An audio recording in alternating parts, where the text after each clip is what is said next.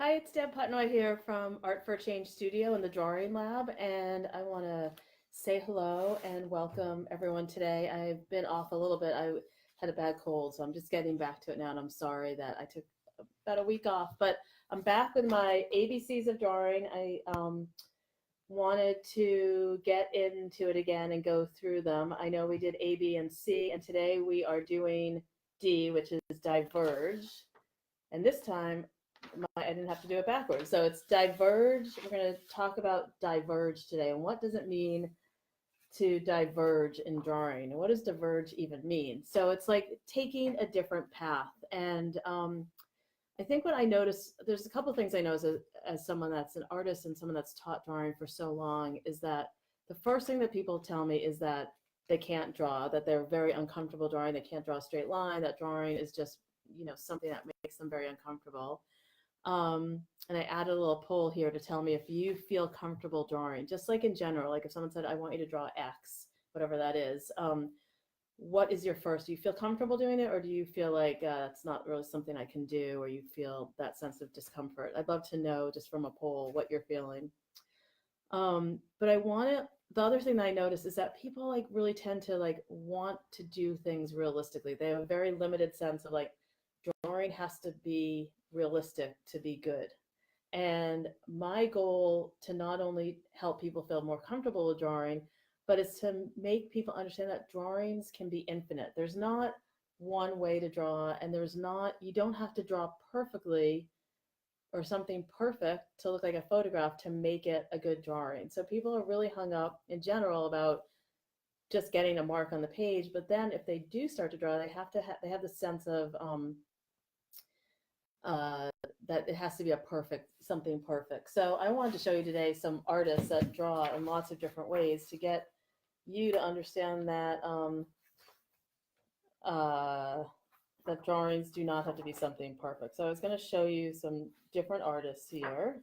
Let's just see what I put. I know it'll take a second. So these are drawings by Paul Klee, who's a wonderful artist. And I don't know if you can see them, but what we talked about initially about drawings being made up of marks, if you can see that these drawings are made up of different kinds of lines, they're abstract. They're different kinds of drawings. That drawings can be infinite. So that's a Paul Klee. If we look at some of Jackson Pollock's drawings, here's some Jackson Pollock. And I'm just showing you to show you the range that a drawing can take.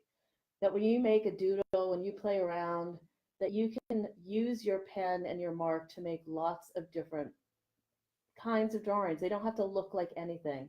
They can be abstract. It can be about process. It can be about drawing a map somewhere. That drawings are infinite. So I want you to really think about diverging, since D is our word today, like diverging from what you think a drawing might be, and to give yourself that permission, really, is what it's all about. That the permission to diverge off the path of what you think a correct drawing should be, or a perfect drawing should be. So I'm going to keep going here. This is one of my favorite artists. Because he does blind contours all the time. His art, he's a famous British artist. His name is Claude Heath, and his drawings look like this. He shows these drawings all over the world, and the way that he makes these drawings is he sets up these still lives, and then he is not looking at the paper while he's drawing. He's paying very careful attention to what he is looking at, and then his pen is following along in that journey. But again, he is creating all of these kind of drawings. And this is a great book called What is Drawing? So these are about, I really want to take you on this kind of, to have you think about the fact that drawings are infinite. There's not one way to do a correct drawing, and that that they don't have to be about something that is perfect in your mind, that you can really diverge from what your idea of what a drawing can be. I'll end with a couple more. Let's see, I had a couple marked up here. This is a great book from the modern, drawing from the modern, showing them. I have a giant drawing book collection, but here, right here is a drawing by Miro, and on the and Andre Masson. So this is Masson, and then this is Miro over here that you can just see. Again, I just want you to get a sense of the infinite variety that a drawing can take, and that you can make. Okay, and then this is a great book from Harvard Art Museums. It's called Drawing is Another Kind of Language, and it also, let's see if I can find one that,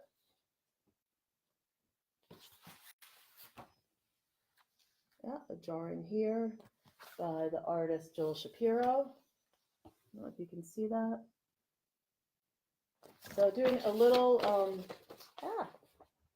art history, not even art history. I'm not really telling you about the artist, but I want you to just see really quickly the range and possibility that drawings can have. And I want to give you permission to diverge off the path of what you think a drawing should be, and give yourself the leeway to take a risk and to go out there and try to draw in different ways. So check out some of these artists. Look up online a Miro drawing or a Paul Klee drawing or a Louise Bourgeois drawing. They're all artists that draw in really interesting ways, and they're outside of the box. And I want to just encourage you to use drawing as a way to diverge from the norm of what you think a drawing can be. So I will be back here with the letter E tomorrow, and I would love to encourage you to draw and to diverge off that path of what you think a drawing can be or should be. And I'd love for you to answer. I have a poll up here about if you are comfortable drawing, and would love to see any drawings, divergent drawings that you make today. And I hope everyone has a great day. Okay, thanks for joining me. Take care. Bye-bye.